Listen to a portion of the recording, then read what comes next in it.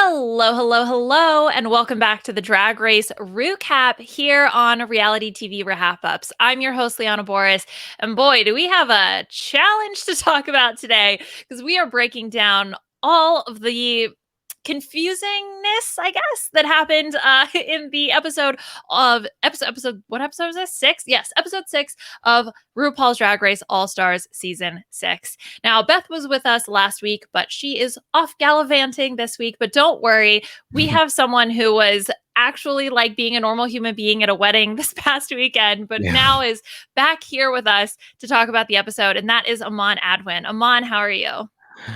I am great. Yes, fresh off of a weekend wedding, feeling like, oh my God, there's hope in the world because love exists. And then it all comes crashing down when I watched this latest episode of Drag Race. So, Yep, brought you back give to it reality. and take it away. Yeah. Oh my gosh. Yeah. This was, I think All-Star Season 6 has been pretty good overall so far. I will say I still am really enjoying the queens, but just the writing on this main challenge of the American Horror Story was just so bad. But we'll get in to all of that. Aman, do you have any thoughts on last week's episode that you'd like to share with us? Last week, what happened last week? I know, right? It feels like a million years ago. Scarlett, I didn't agree with Scarlett going home. I was very sad to see her go. The runways were okay. The lip sync, however, was fantastic. I really enjoyed Mayhem at the very tail end of the lip sync. She killed it. What else happened in that episode? What was the challenge for that episode? I forget. Oh, it was the podcasting thing. The talk, table talk, pink table talk. Yeah, Ginger, sure, I guess. I'm still sort of the mindset that if there's a better team overall, then one of them probably should have won that challenge. But okay, I guess Ginger is fine by winning. It felt very sort of contrived to me. It felt like they just wanted to have Ginger have a win, and it just didn't feel very genuine to me. So yeah, and I kind of feel similarly about this episode as well. Like, I think by and large, I agree. I've been enjoying All-Star 6, but now I'm starting to feel like there is some maneuvering going on in terms of production, and I don't like it. I feel similarly also this week. I mean, we'll get into all of it because it's just just a little bit of the decisions kind of felt off here. But speaking of decisions, we really need to talk about what happened after the elimination last week because we had a tie. I think this is the first time we've ever had a tie in All-Stars for Jan and Scarlett, right? We had 4 votes for Jan and four votes for Scarlett. Ultimately, Ginger won the lip sync, and so she ended up sending Scarlett home. But I mean, I don't even know what would have happened if it had gone to the queen. Like, does Ginger break the tie? Is that what happened? If it's a Laurel situation on her hands, like, I don't know. Yeah, I don't know. It would have probably been like a whole Jeff Probst moment where like he comes out and is like, per the rules of Survivor, as if we are like reading the book, like you know what I mean? So they probably would have come up with something on the spot. But yeah, I guess I wasn't actually that shocked because, like I said, I didn't really want Scarlett to go. And so I understand like just how split of a nature that vote really came down to. And also the whole thing with Jan, like it's real personal now. It really is. And like, look, once again, I have never really been the biggest Jan fan, but this season is really making me one because all of this critique about, I mean, even what Raja said to her last week during Untucked or whenever, she was like, it's not that you're not real. It's just that they want you to be more authentic. Well, bitch, that's what you're saying. What? You're saying that she's not real. Like, that's if that's all that you got from the judges, then we can only be led to believe that's exactly what the judges are saying, is that we just didn't really feel you. We just felt like you were just being too over the top. And I felt like Jan was just being her damn self. It's like, if you don't like Jan, then just say you don't like Jan and send her home and stop casting her for this damn show. So it feels very, very like we're looking for a reason to send this bitch home. We're looking for a reason to really break her down. And I don't like to be a conspiracy theorist, but that's what it really feels like, because she did not perform horribly in that challenge at all. She did not deserve to be in the bottom at all. It just doesn't make any sense. Well, and then, so Trinity, Raja, and Eureka are the three that cast votes for Jan to leave. And then obviously Scarlett would have been the fourth there. And I Mm-hmm. mean, even their logic too, I think Eureka was saying, it was similar. It was following what the judges were saying to Jan, which is that you're not being your authentic self. And I think something that Beth mentioned last week on the podcast that I kind of started thinking about a little bit more is like, the whole Laganja Estranja, like when she's, oh yeah, yes, God, yes, mama, like when she's Mm-hmm. doing that whole thing and then she gets an untucked, she's like, that's who I am. And then they're like, no, this is who you are. I never feel that with Jan. I feel like Jan is just always Jan. And even when Jan is doing the 110%, it doesn't feel that performative switch. I never see that in her. Right. So, which is I why think that's yeah. I think when that's a it's really why, good distinction. yes, Yeah. yes. And it's why, sorry, it's why she excels this week also too, right? Is because she's just being like her one, like her as a person also is her the performer. They just fit so well together. Yeah, I think that you hit the nail on the head because there is like during that famous Untucked, all of them sort of attacking Laganja, and Adore is like, girl, I know you. Like we're friends Mhm. outside of this. Like you don't act like that when the Mhm. camera's on around. So it really felt like a visceral response from Adore. Like I believed her when she said that. Nobody said that about Jan. Nobody was like, when the camera's on around, you act differently. No one said that. All Mhm. they kept saying was, yeah, like the judges, this is what they just kept trying to like translate what the judges were saying, and it just all felt like bullshit to me. So it's like Mhm. either y'all just don't like the energy that she brings, which is fine. You are RuPaul. This is your show.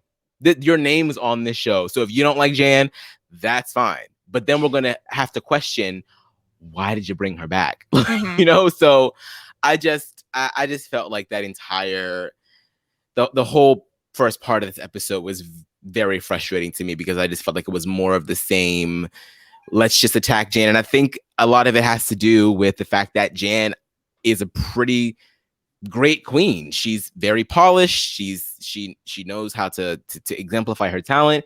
And I think at the end of the day, that's a threat to the rest of Mm. these queens. And so any chance that they can send Jan home, of course they're going to vote Jan out. Like that's the way the game should be played. But let's not like sit here and act like it's because you were so swayed by what the judges said. Y'all wanted Jan out because I know that Jan is fucking fierce. Come on.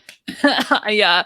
I mean, I think the other interesting thing too, to move over from the Jan story of it all, is the fact that Ginger almost picked Sonique, who was pretty Mm-hmm. much completely left out of the whole discussion. But obviously Ginger doesn't end up going through with it, but then that really starts this whole Sonique success story arc or whatever that Mm. happens within this episode, which I was so confused because I was like, there's no way she's going to win the challenge based on the rehearsal. So this is just all very confusing for me.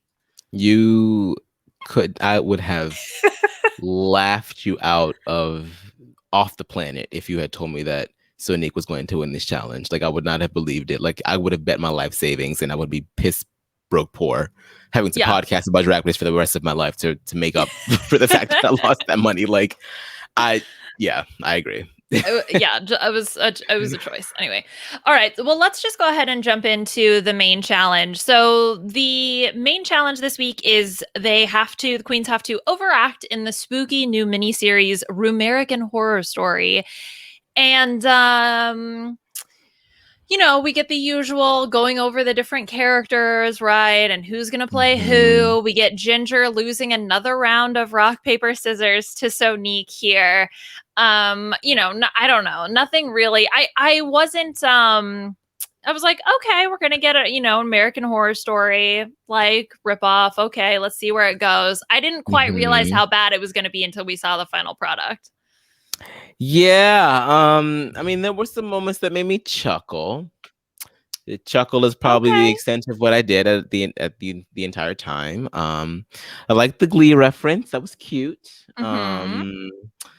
I will say, aesthetic wise, Sonique definitely captured some Jessica Lange. I saw it. They Definitely. looked She very looked similar. very much like Jessica Lange, a la American Horror Story season 3. So I saw that. But yeah, it felt, I mean, and for the most part, a lot of these challenges can often feel very cheesy and corny, but this one Mhm. did sort of seem to drag and sort of felt a little wayward in the writing. I didn't really understand exactly what was going on. So is this America's Next Top Model meets American Horror Story, or they're supposed to be the Coven girls, like America, like it was very much like what's going on. Yeah. So yeah. I was trying to follow. So, I mean, I guess the story is that, yeah, then they like face off with their powers. It's like it's like, kind of like the X-Men of witches, coven, drag. Yeah. And then they all have different powers. And some of them die, but then they come back to life at the end. And okay, Pearl is like really upset about this challenge. She is just like yelling so much. She's like, yes, bitch, it's horrible. I mean, can you provide any other clarity, Aman, to what they were trying to do with the story here? I mean, there definitely was, I believe, if I remember correctly, there was a portion of American Horror Story Coven where they were sort of all testing out their powers. There was like a certain like trial that they had to put all the witches through, where they needed to prove that they could perform certain tasks like transmutation and going into hell and coming back. So I kind of understood it, but they weren't fighting each other. They were like fighting themselves and trying to prove that they had what it takes to like take on whatever the big bad of that season was. So it was kind of there, but it was, I mean, you know what? At the end of the day, it's kind of like Ryan Murphy, because it kind of started off fine. And then towards the middle, you're like, what the hell is going on here? But you keep watching because Jessica Lange is fierce. And then by the time you know it, like the end of the season is here and you're like convinced that it was a good one because this finale was kind of fine. So I guess they were really true to the source material if we're really thinking about it. I mean, that's what I was going to say. Is our Ryan Murphy expert on the panel here? Like, if you provide any clarity, but I guess it fits. It fits. Yeah, I mean, it was. Yeah, I mean, it was mostly Coven. I didn't understand why Rachel Berry was there, but I guess the Ryan Murphy crossover. Yeah, but like then you would think, okay, then maybe there would be more other Ryan Murphy shows, like people from Pose, maybe somebody from Scream. Oh, I guess Scream Queens, Madison Montgomery and what's her face from Scream Queens are kind of similar. So I guess you could make that argument, but no, it was a mess. It was a mess. I'm grasping. I think I saw a tweet from Rose that said something like this was longer than all of season 13 or something like that. Because it also just like dragged out. It was really long. It was very long. It was giving very much filler, bitch. Like we don't have a lot of time this week. Just throw it all in there. Yeah. Which like I would rather see workroom stuff than like a longer skit. I would rather them like cut that down and then have more time in the workroom. Although I guess nothing, like that much happened. We learned about Aquiria's belief in ghosts and witchcraft and her interest in having her very own, I guess, funeral parlor, which I didn't know about Miss Aquiria. That's a choice, but I guess somebody's got to do it. So. Good luck, sis. Go for it. I believe in you. I'd go. I'd be dead and buried there. If I die before Aquiria does, by all means, host my funeral. Drag up my coffin. I'd love to be buried in drag. Like, I'm here for it. One of the good things though that we did get out of this episode was a cameo from Angela Bassett, which we've had some cameos right along the way, but I think this one for me was probably the most fun. And also there was like a real reason why she was there, right? That she actually had the tie-in with American Horror Story versus like Anne Hathaway, who was all just like there for some reason. Yeah. No, this was very apropos, as was the appearance of Emma Roberts, or Roberts, right? No. Yeah, Emma Roberts. I get Emma Roberts, Thompson, and Watson always like mixed up my brain. All the Emmas. I'm a big Angela Bassett fan. I grew up watching a lot of her things. My parents were big fans of her, so she's always been like a sort of aspirational figure to me. So I was like, oh, when she popped up on the screen. And I think that she gave a lot of the same advice that a lot of actresses and actors have given them on the set. But I think, it was very special, the fact that she was a part of the AHS universe and she looked excited to be there. I really wish they could be there in person, but of course, COVID protocols, you got to do what you got to do. But yeah, she looked very excited and very happy to make an appearance on Drag Race. I think this is her first one, right? Like, I don't think she's been there before. I think so. Yeah, I think this is her first one. I mean, I do wonder as part of that. Like, obviously, I understand that because of COVID, they had to do the cameos from afar. But I also wonder if then that opens up an opportunity for some people who maybe wouldn't have come in person to just do the cameo.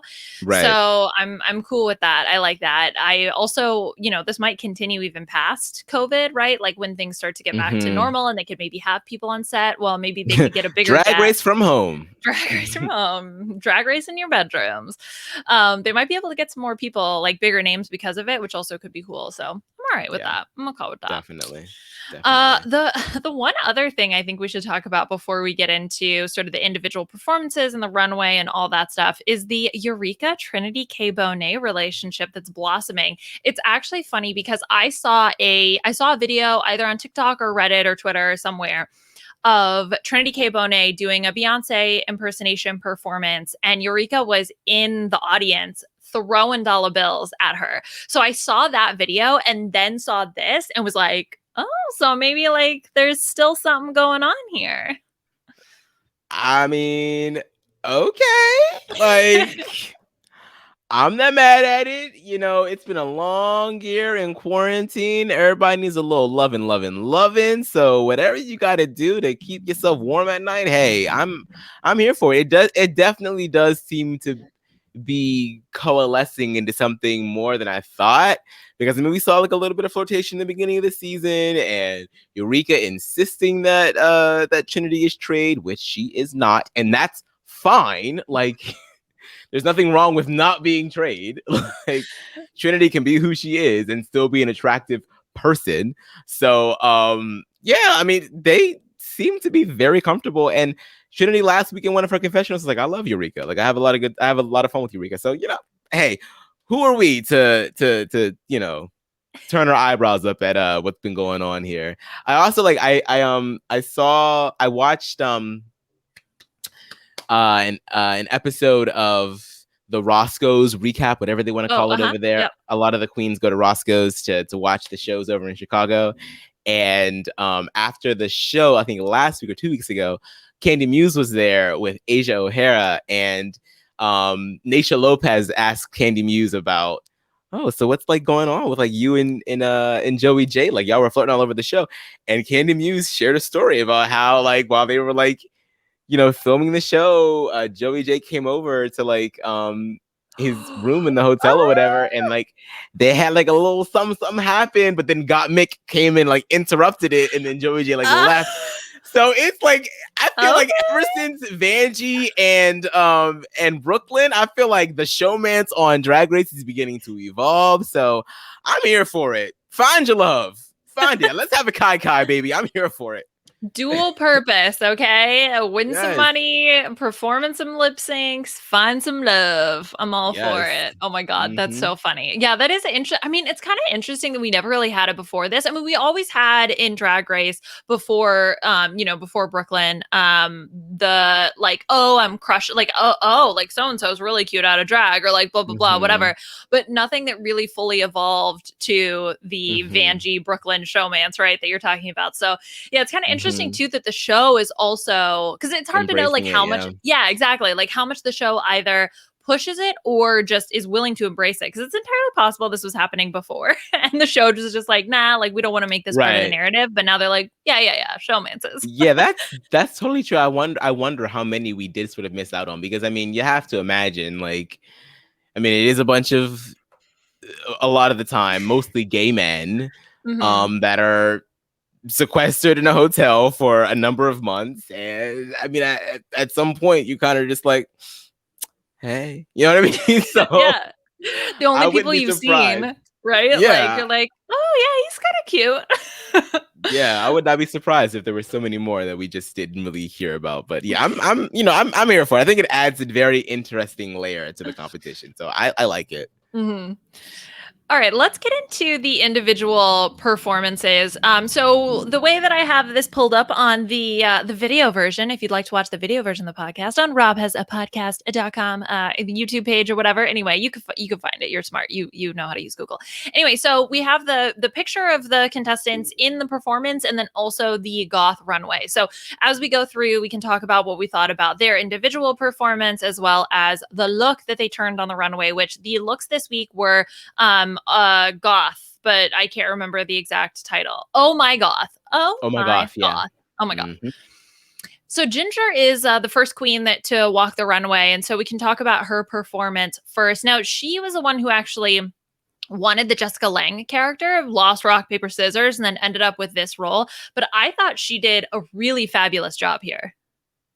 Yeah, I thought so too. I mean, she definitely, which is why, obviously she wanted to be able to I think she wanted to be able to nab the win entirely and take that star power performance, because I can understand a little bit of her insecurity. She's like, I don't want to be Madison Montgomery because physically and visually I don't necessarily resemble that, so I might have to do extra work for you to believe it.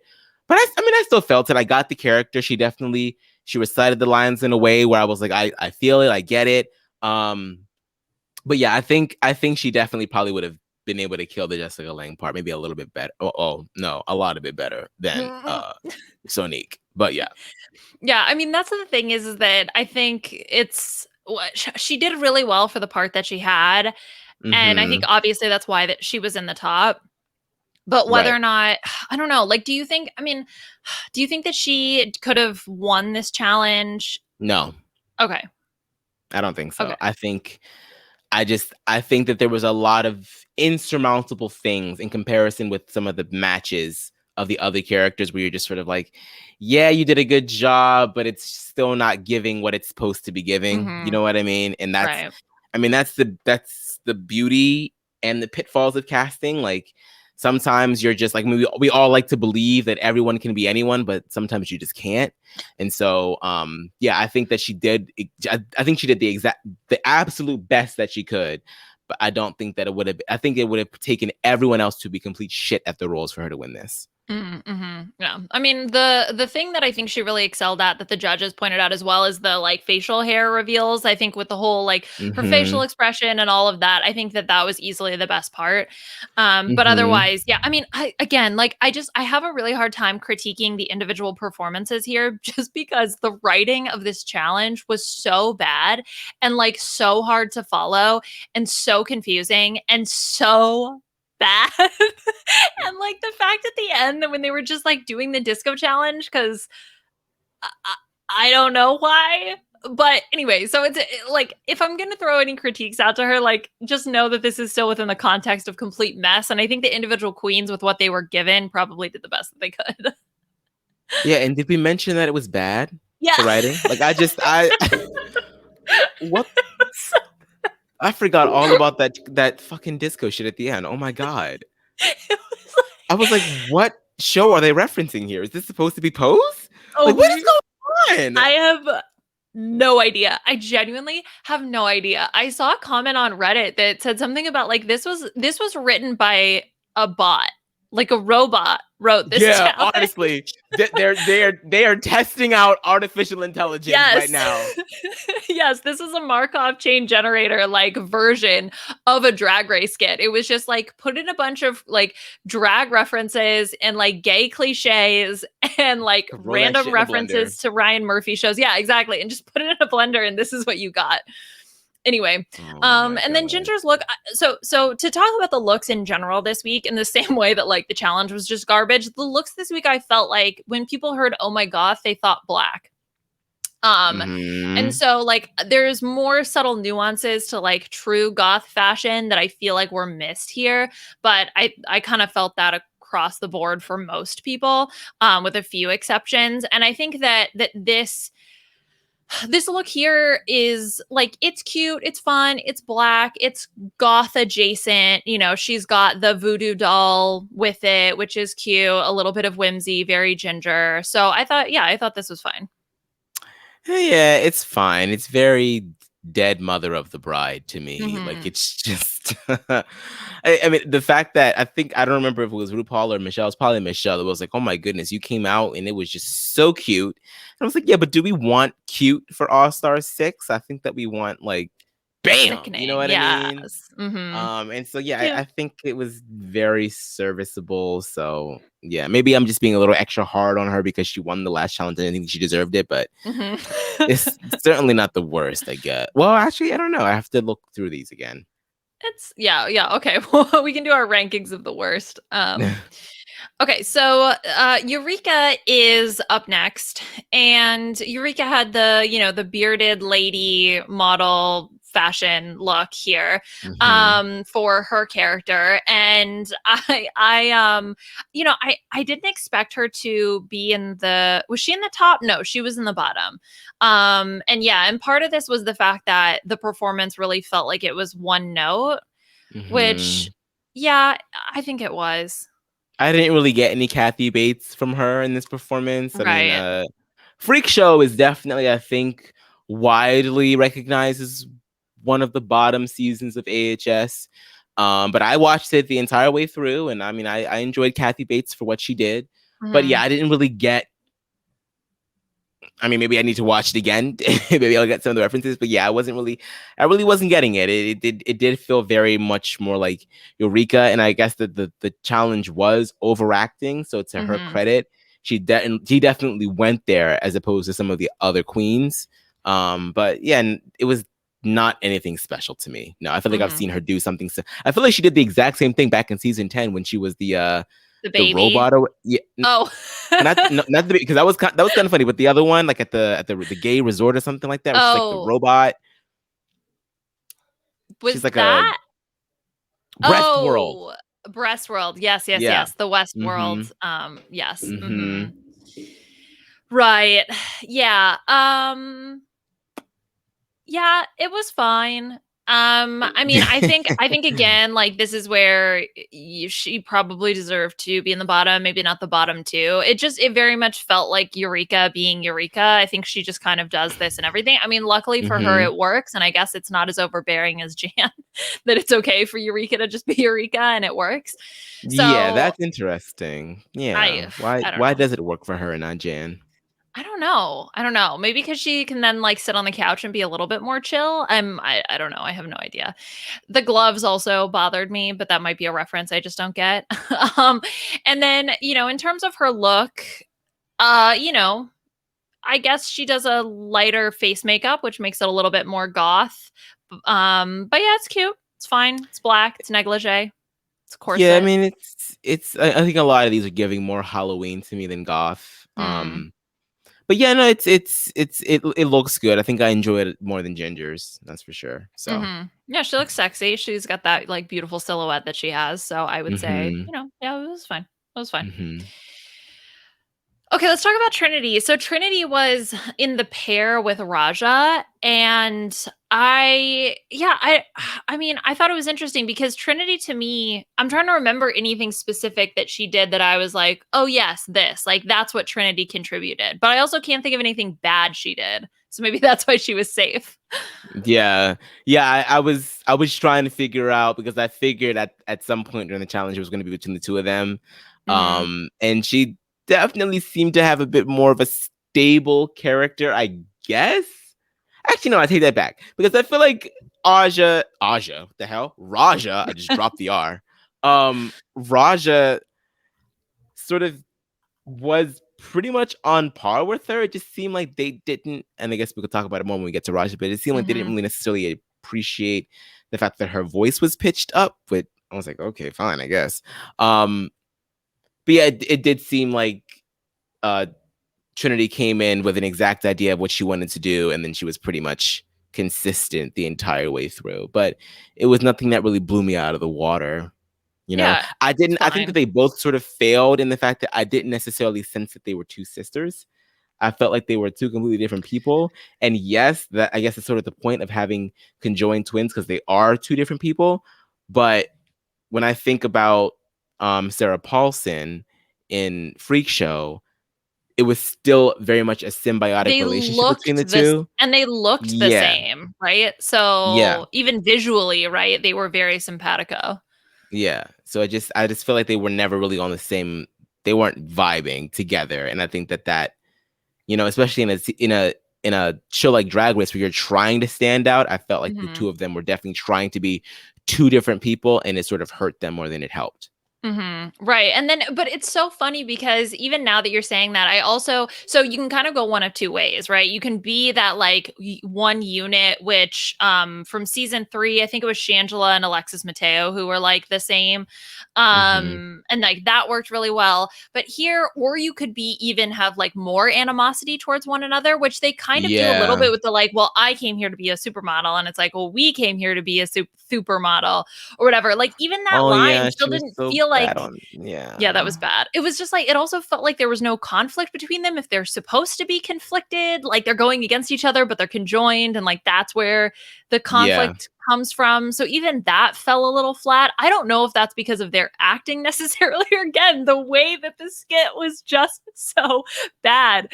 But I mean, when it comes to judging them, like that is definitely, I think, a shortcoming in their performance. But who knows?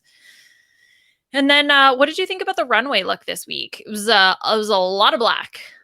Lots of black. I mean, I liked it. It gave me like crow, feathers, a little bit of Maleficent in there. Yeah, definitely. Yeah, it's got some gothic feel to it. Yeah, it was fine. Yeah, I liked it. I liked the, the like tulle on feathers on jewels on feathers on tulle. Kind of like look of it all.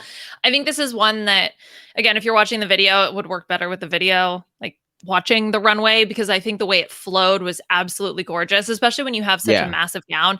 It is difficult, again, and we've had this issue before with black runways on RuPaul's Drag Race, where just the way it's lit, the way that the dresses come across, or the outfits come across on TV, just the black just really doesn't do it justice because you can't see the contrast. Whereas with hers, part of the style of the gown relies on all of the conflicting material styles that all do work well together. And you just can't see that necessarily so well on television. So, that was just a little bit tough to translate. But if you look at the garment itself and you really kind of focus up, I think it's really gorgeous. And I think I really like the headpiece as well.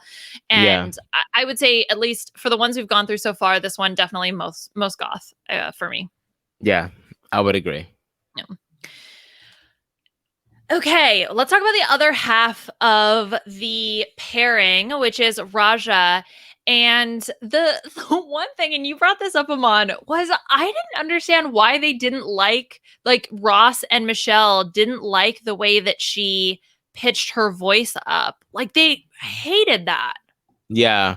It seemed, I was like, from the moment they started talking about it, I was like, okay, well, then Raj is going to be in the bottom because this feels like something that's not going to, it feels like there's no coming over this. It didn't really bother me. It felt like she was trying to differentiate herself from her character. And it was definitely something that definitely did take me out of This Is Raja. Maybe it was because it felt so much like Raja was acting, but they did say that the challenge was to overact. So I mean, I get it, but I mean, there were definitely, I mean, the supermodels line was just so bad. I don't understand. Like, I'm convinced that sometimes during these acting challenges that they are purposefully putting in bad takes to justify them sending them home, because it just doesn't make any sense. The way that she was pronouncing that line, like, we came here to be a supermodel. Like, no. The accent should be on A, not supermodel. Like, you should be saying, no, we came here to be a supermodel because we're one person. But the fact that she kept saying it with the supermodel, I was like, what? Like, there's no way that they told you to not do that and you kept doing it. I just don't believe it. I can't believe it. I refuse. One thing too, that needs to be said is like maybe this is a Ross Matthews and Michelle problem, right? Because they're the ones that are there theoretically directing the whole shoot. They're giving the girls their notes. They're the ones that are really sort of the directors. So maybe they're the ones to blame. Maybe we're blaming the bad script, but who knows? Maybe this is a director problem. Yeah, maybe. I mean, we know it's a writer problem, so it's it's pretty not much far. an everyone problem. Yeah. Oh man. Yeah, I like as soon as they started doing the thing with the voice, I was like, one, I don't have a problem with it unless again, this is a reference that like I'm just not familiar with. Or they just want to nitpick at it. And I was like, oh great, she's gonna be in the bottom, she's gonna be in the bottom, she's gonna be in the bottom. And unfortunately I kind of had that thought just hanging over my head this whole time because as soon as somebody starts to get critiques, right, you can't help but feel like, great, well, they're gonna be in the bottom for this. And Raja also had the sort of trauma of failing in previous acting challenges. So she also has that kind of hanging over her, and that, makes me feel bad for her. But I mean, it seemed that her and Trinity, again, like, I think they really like each other, but it just, whatever dynamic they were trying to create as a pair just didn't work. And yeah, I mean, I guess Raja did worse compared to the two just based on some of the lines that we saw. Right. I think that was the thing that did them in. The fact that they were going to be automatically compared to one another. Once one is better, then the other one is automatically like, oh, well, your twin was better, so you suck.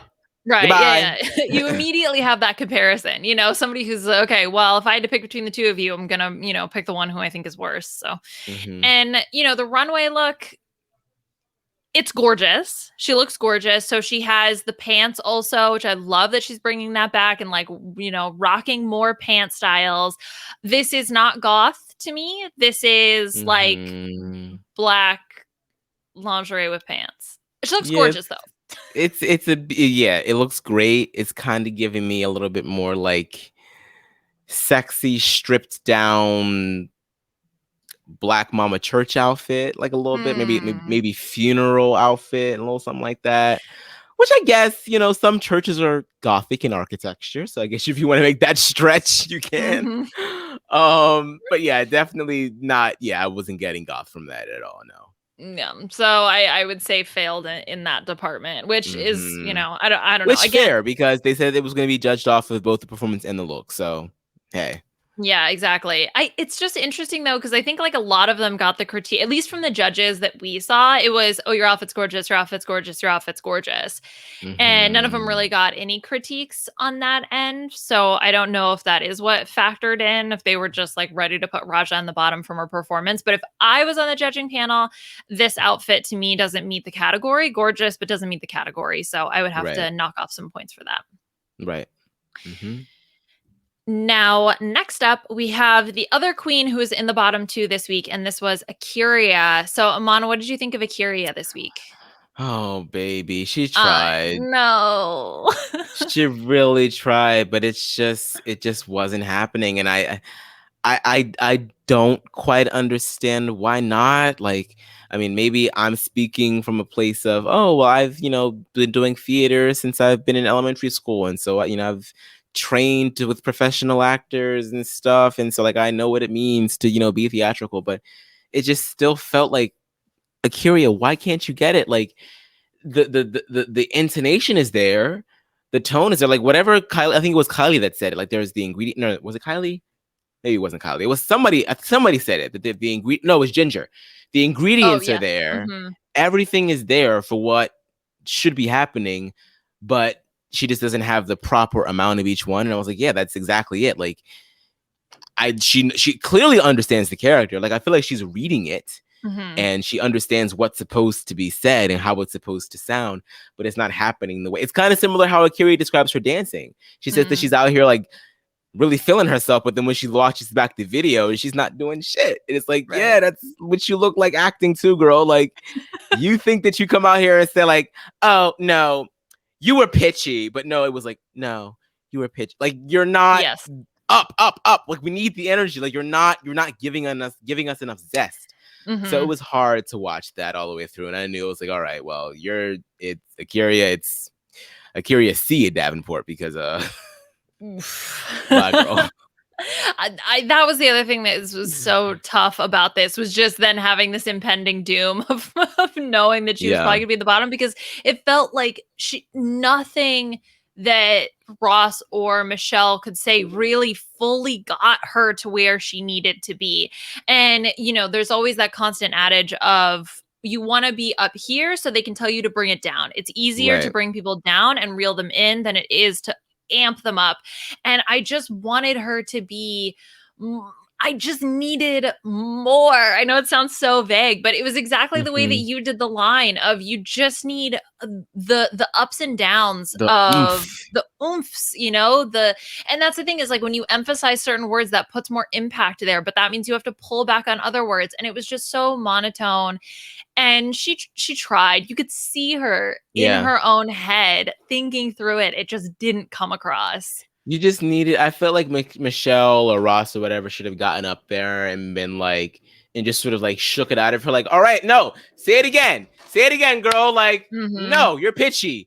No, you're pitchy. Like really just like inject a little bit of energy. But even if they had done that, she still would have deserved to be in the bottom, because they probably wouldn't have had to do that for anybody else. You know what I mean? So it's like, at some point, it's like, you got to give or you go. And she wasn't giving.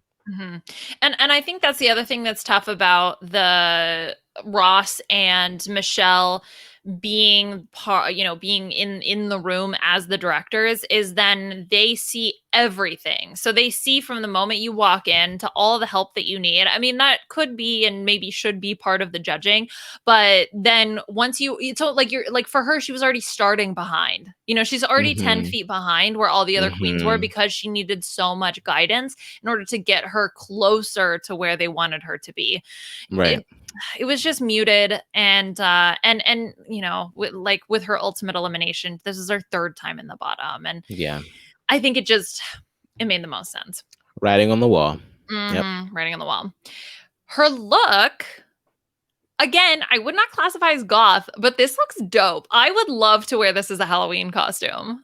It's very fun. Like, look, no matter when Aquiria goes home, she's gonna go home looking good. So that's one thing that she's always going to have going for her. So yeah, I don't necessarily know if it's goth. I mean, there is a little bit of she's got the cross up in there, so it's a little bit of a little bit, but it's okay. It's okay. I mean, look, we still have the game within a game, which I guess maybe at some point will show up, but I think she could be a top contender, maybe, to come back with the game within a game. Who knows? Maybe. We'll see. I don't know who I want to win now, because I was pissed off when Silky went home, and I was pissed off when Scarlett went home. I'm not quite as pissed off when Aquiria goes home, because it seems deserved, but I still like Aquiria a lot. So it's like, who the hell am I going to root for now? Right. And like, if she does manage to do a good job to like fight her way back, then that should be rewarded. I mean, again, like, we have no idea what the game within a game is going to look like. I hope it's not rock, paper, scissors for Ginger's sake, just in case she ends up in the mix there. But I don't know. It wasn't in the preview for next week. So I genuinely have no idea when we're going to see the game within a game. But all right.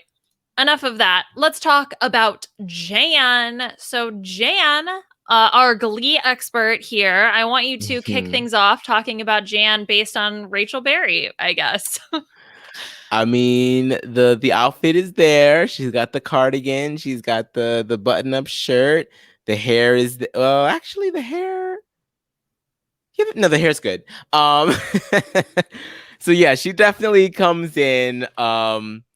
I think in terms of like, if you're trying to give Rachel Berry, it has to be just a little bit more Aggie, a little bit more earnest. I felt like it was very much like, it was more energy focused than it was, I'm Rachel Berry, and I am going to annoy you until the cows come home, because I am a star and I deserve to have the solo. God damn it. Like, there was none of that.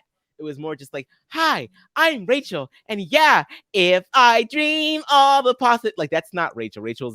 She is that, but it's more like, she will piss you the fuck off too. Like, she is ruthless. So I was kind of missing that there, but I think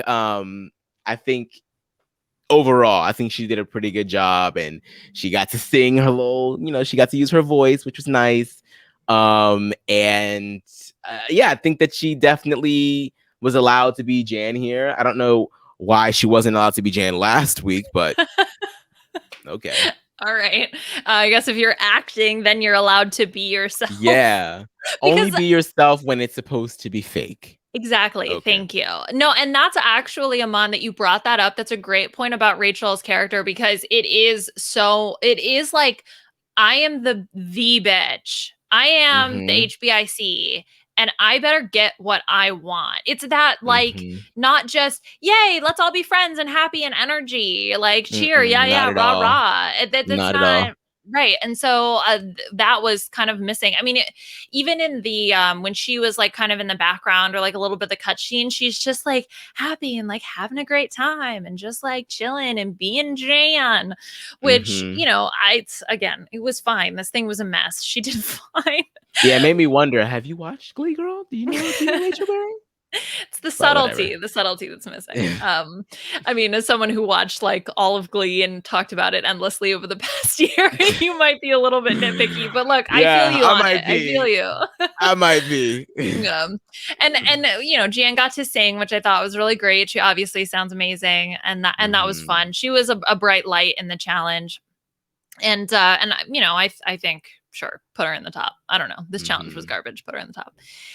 The look for me though is like, this feels very goth, although they felt it was costumey, a little costumey, but still glamorous. Okay, Michelle.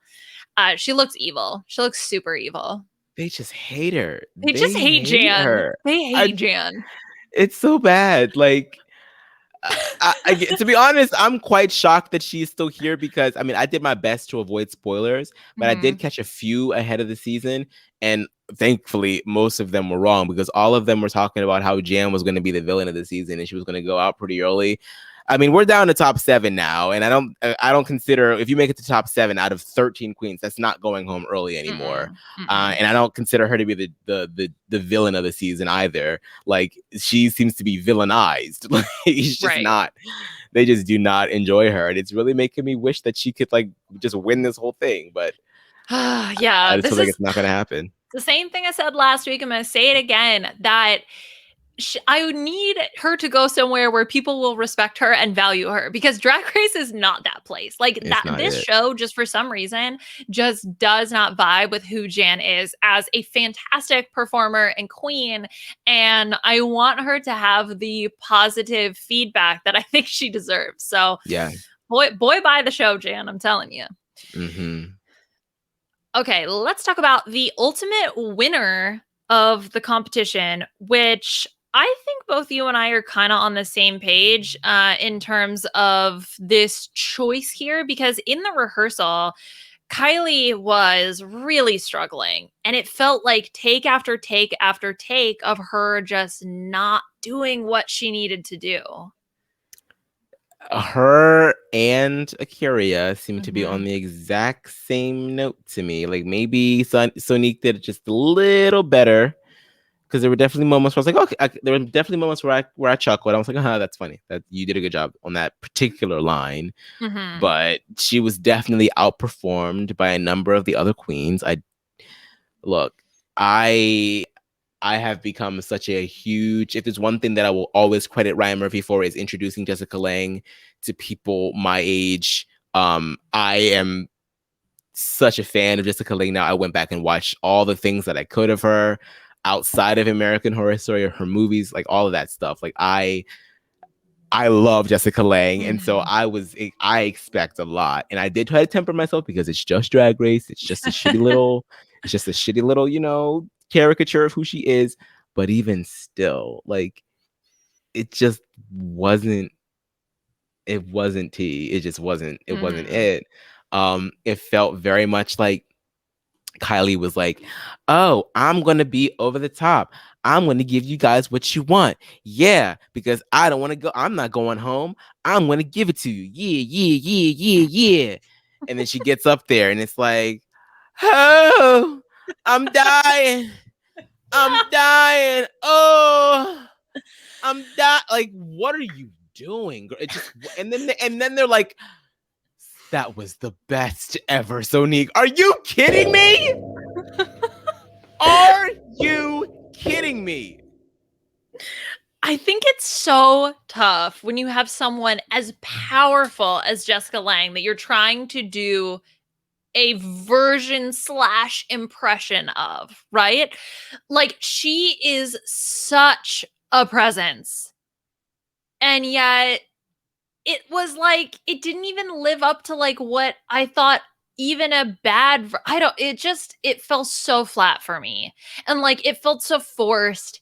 And I don't know. It's like, do I not know anything about anything that she deserved to win here? I was shocked. I mean, look, I'm happy for her success, right? I love Kylie, but I'm not. Drag that win back from her.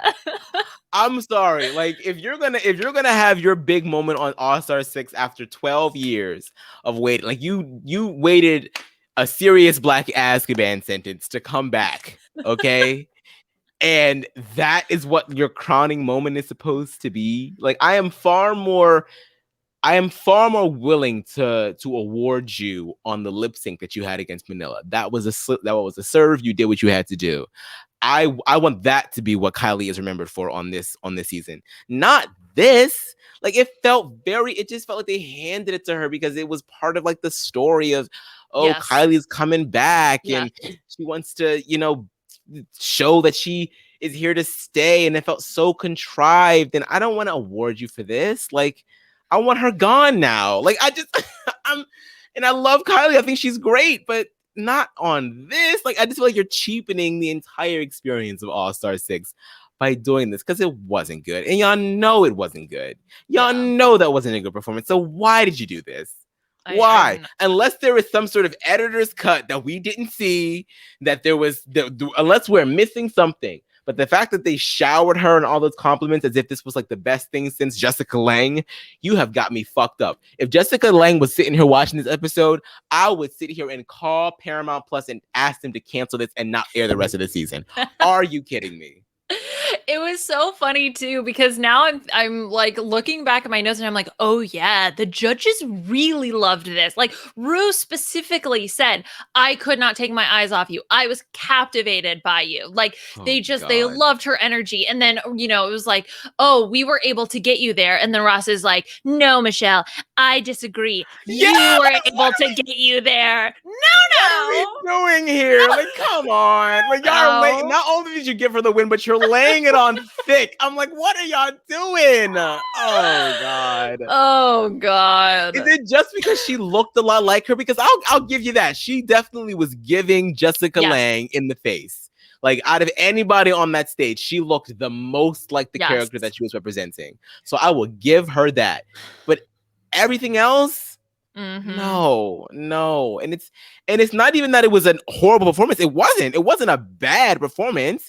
Right. It just wasn't worth all of that. Like, that's where I'm like, that's why I'm like being a hater right now, because it's like, nah, y'all, somebody has to temper this shit. Like, yeah, it's like we gotta even it out. Like, if y'all are gonna give her like such strong critiques or like positive critiques, we gotta like bring you back down to normal.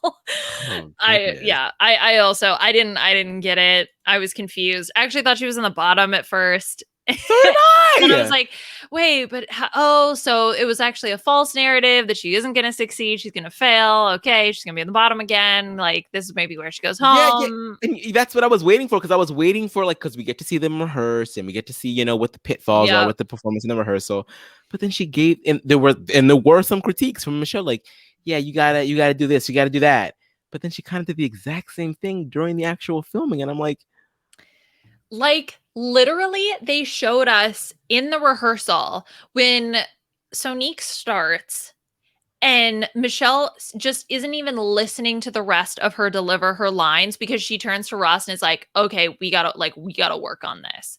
Like, that's how bad it was. And the editor showed us that. So it looked like the exact same cut. Yeah. Yes. So it's like, how are we supposed to? I don't get it. I mean, Kylie, if Kylie ever sees this, because I know that there are queens that end up watching our recaps. Kylie, if you ever see this, please know that we love you. We do. But girl, this wasn't it for you. It just wasn't.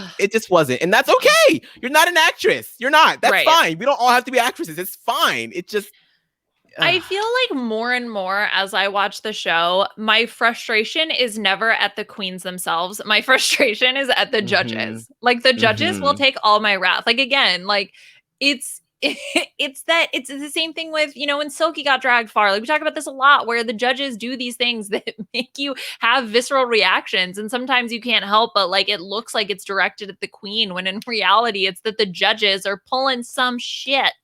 Mhm. Anyway, Mhm. she looks fabulous in her look. The like Yeah. strappy, absolute like that body. Holy my god, I wish Yeah. I looked like that. I wouldn't say it's goth, but she looks gorge. Yeah. It's Maybe like giving goth me bondage, yeah. Yeah. It's sexy. giving me this gay bar here in Philly called Bike Stop where you just wear the leather shit. That's Oh, what there it's you giving go. me. Leather mommy. Let's go. Mhm. All right. We have how many more people to talk about? Pandora. We're going to talk about Pandora Box, and she has the dual character, right? So she gets to play two different people here, and Pandora was also declared safe, Aman. Yeah, and I thought that that was appropriate. She gets to play Frances in this skit, and I like the Balenciaga reference. That was funny. But Mhm. it certainly wasn't. I felt like I felt like she definitely could have given more in the performance, but it was just enough. She definitely was not in the bottom, not in the top. I feel like it's sort of like what Pandora has been doing this entire time. I would love to see her really come to the forefront. It does really feel like this season they want it to be anybody's game, so they're just giving everybody a challenge win. So maybe next week will be her challenge win. She could have won during the Super Bowl one where she was what's her name? Oh my goodness, no! Who was she in the Super? No, what? Okay, so it's Carol Channing, but what does Yes, Cheryl Canning or whatever yeah, Monique said? Yeah, yeah, yeah. yeah. I think that was definitely a possibility. That was definitely a possibility. This one, not so much, but I think she did a suitable job. I like the way that she came back and she sort of like brought the feud into it with being Betty With Betty Joan Days Crawford. Joan Crawford. Joan Joan Crawford. Crawford. Yeah. So yeah, that was fun. I enjoyed that. The look is also fine. Yeah, I feel like Pandora is sort of just like giving just enough each Hmm. episode, and I want to see her break out a little bit more. I yeah, I do feel similarly. I would say that when she came out as Joan Crawford, I felt that was stronger, and I was like, Yeah, okay. I mean, again, I had no concept of how people were doing. I was like, well, Ginger will be in the top. And I then think. after that, I was like, question mark. So I could see an argument where you could talk about if you combine the look and then especially emphasize the second performance, I could see a world in which Yeah, she was in the top, especially if you're taking Kylie out of the top. yeah. So that I could see. I do think her look screams goth, very like much Mhm, more goth to me. So she fulfilled the mhm. requirements of the challenge. I also like the box on her head, Pandora box. It's a box. I'm getting it. I'm picking it up what you're putting down. I do wonder if her being better at Joan Crawford has anything to do with it. Maybe she hasn't actually seen American Horror Season 3, because we just all are like living under this assumption that all the gays and the girls are watching American Horror Mhm. Story, and that doesn't need to be the case. So she might not have had any idea what the hell was going on with that performance. So I do wonder if that has anything to do with it. Right, right. And I don't know. I again like the whole thing was just it's like the another wire hangers joke, other velvet hangers. Okay, that's like slightly different. Again, it just Mhm. the whole like robot wrote it very much comes Yeah, into play here. yeah, yeah, Well, maybe we'll see her get her win next week. Okay, so that does it for us in talking about each of the individual queens. As we talked about, Sonique ends up winning, getting that 7-day vacation to Italy, airfare provided, which I was like, oh my God, that sounds so nice. I could go for a vacation right now.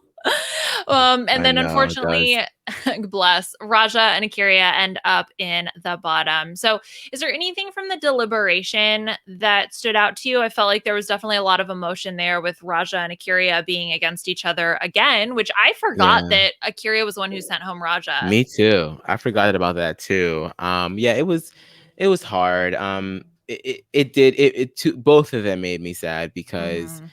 Raja, you could tell that there was a certain air about Raja where she knew that she probably wasn't going to go home, but still to see her have that emotion for her sister, because it's like, this still sucks. Like, now I have to sit here and watch Raja go, or watch Aquiria go home again. Like, damn. Like, it just really, it's a very sobering reminder that this is a competition, and people's dreams don't always, come true when it comes to this kind of thing. So it was touching and heartbreaking to see her go through that. It was also heartbreaking in a sense to watch Aquiria go through what she was going through, because she handled this with so much grace. But I also felt like there was a bit of like well, it's my time. All right, girls, like, you guys are giving me enough chances. Now I gotta go. And it did feel very, I felt very sad watching that, because it's like, damn, like, she tried. She really, really tried. And it just wasn't landing. And so it always sucks to see people give it their all and it not be enough. And I felt like, even though she handled it with much grace, I was just like, damn, Aquiria, I don't want to see you go. So she really advocated for herself, especially to Kylie.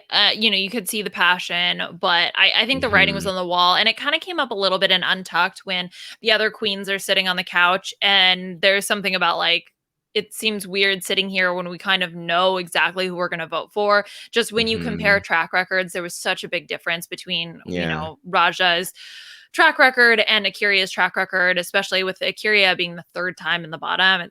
And I was trying so hard to be like the cutthroat bitch that I usually like for them to be. And I was like, okay, well, if I am Sonique and I win this lip sync, I should send Raja home, because she's clearly the better competitor. But there was still a piece of me that was like, and maybe because I'm biased and I like Raja, but there was a piece of me that I've been like, I don't know, maybe this time it feels like Aquiria's got to go. Like, it just doesn't. It didn't even feel close enough to feel justified in making that decision. For some reason, I need it to somehow be close, even though, of course, strategically that would have been the best decision, because Raja has done much better than Aquiria from what the judges, believe. So yeah, it was a lot of emotion. But then, we get brought right back up with the lip sync this week, which I will. Okay. So I have a lot of feelings about this, because, Kylie is going to be doing the lip sync and she gets Dirty by Xtina. And this is the perfect song for her because it just fits her vibe 100%, a Jan level of percent.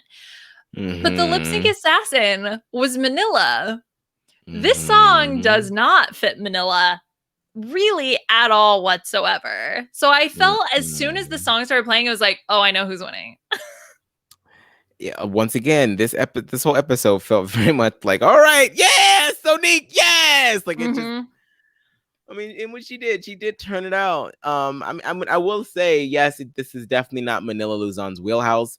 I still felt like she could have given a little bit more. Sometimes the lip sync assassins, I'm like, did you just get off the plane, sis? Are you tired still? Like, what's going on? Just here to get the check. Bye. Right. Like, it's like, come on, man. Like, we've seen you do better than this. Like, she really didn't give us a lot. She kind of just kept walking back and forth up and down the stage. So I would have loved to see her give us a little bit more. But I think even if Manila had, she probably still would have lost. So it is. It is. The camera loved Kylie, and I, for good reason. I thought the way that Kylie really built the lip sync too, it wasn't like, I'm gonna immediately jump into all the stunts, tricks, turns, jumps, dips, dives. It was, okay, let me start with the lip sync, and then I'm gonna show you a backflip into the splits. Oh my God. And the way that she moved was just so smooth. It was really, really very fun smooth. to watch. Yes. She has very good control of her body. Yeah. I know. Oh my God. And then, as a person with titties, watching her with that shirt, the way that she had I was so scared. I was like, oh, girl's gonna pop a tit. Girl's gonna pop a tit. I seriously thought one was gonna come out. I was just so nervous half the time.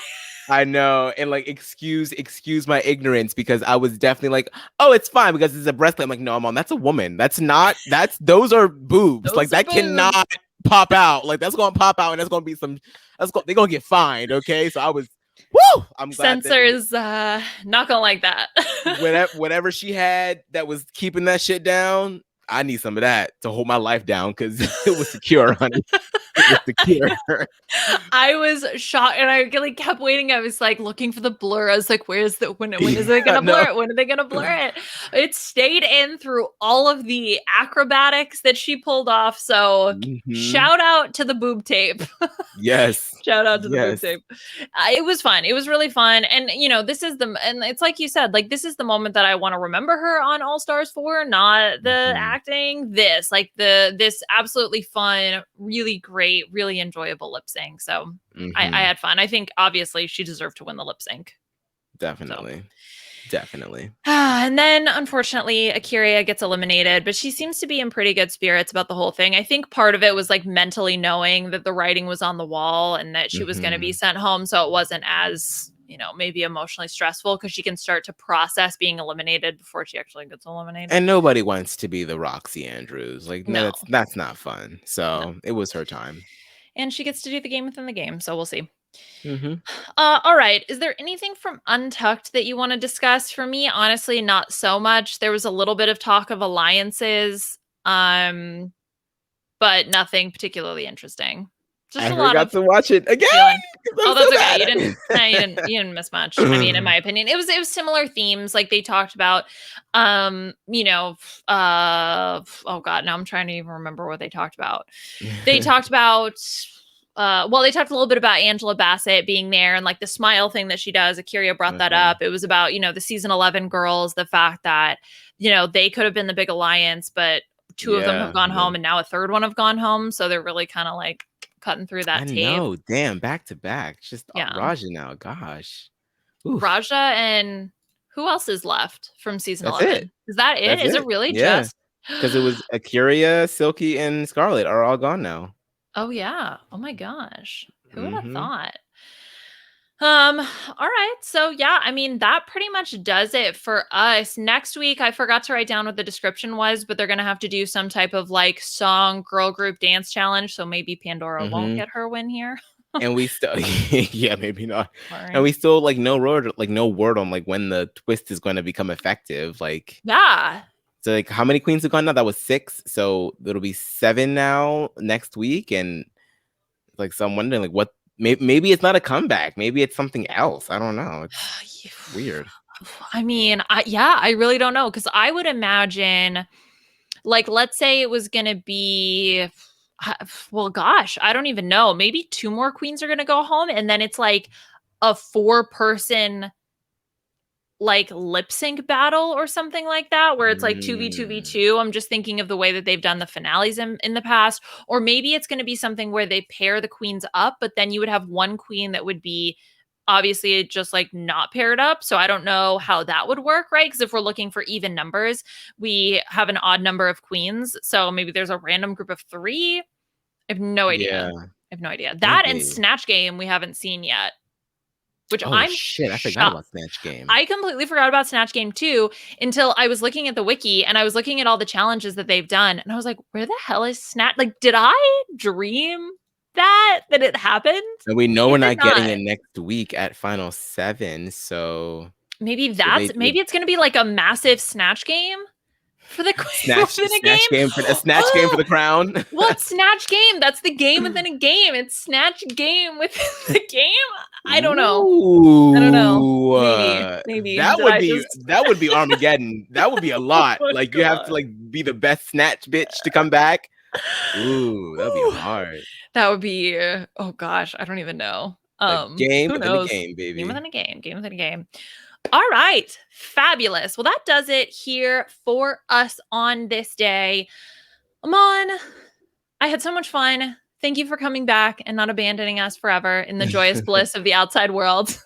Where can people find you on social media and what are you up to? You can find me on Twitter and on Instagram, but I'm on Adwin, also at Twitch with the same name, where I'm reading Harry Potter and the Goblet of Fire with some familiar guests. Just had Frail Mary on for one of the latest streams. Matt and I are still chugging along with our Glee podcast. We are going to be, well, at this point in time, our top 25 Glee songs separately. My list and Matt's list will have been out and released by now, so you can go and check that out. And Big Brother, of course, is still happening in these streets, and I am on Twitter talking about it, on RHAP talking about it. So yeah, I'm kind of all over the place right now. We're gonna be good here on Be this good podcast. what? Be good what? I thought for a second, so like a little bit of an inside baseball. We're recording this after the Thursday episode of Big Brother because I'm in the process of moving and will be out of commission all weekend for podcasting. And Julie's sign off line, "Be good," and then I was like, like, where's the rest of the line? It's like, you can tell that she is the one that's choosing all of these. Like, oh Lord, I don't know. The people who wrote this wrote that, like, who wrote this challenge are writing lines Right? for her because it has no ending that makes sense. Just end with a disco boogie. Anyway, whatever. Okay. So you can find me on Twitter at Liana RHAP. Of course, doing the Drag Race coverage here. And then, as I said, I'm moving, so I'm going to be a little bit out of podcasting for a bit as we get everything moved. I'm literally taking down my podcast setup tonight, but I will be back next week for Drag Race, and I will be in the Big Brother streets, out and about, chilling and hanging out. Mike Bloom and I will be back for a Big Brother B&B next weekend, so look out for that. We're gonna, I don't know, talk to people on the streets, try to come up with more be good level of catchphrases for Julie. Who knows what we do over on the B&B.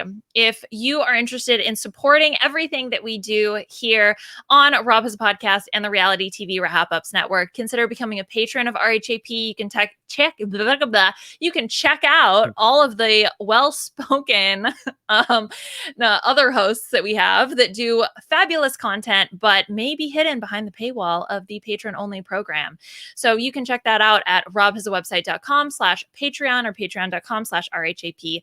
Leave your star ratings and reviews for us on iTunes, robhasawebsite.com/Drag Race. Thank you to Scott behind the scenes, and we'll see y'all next week. Bye.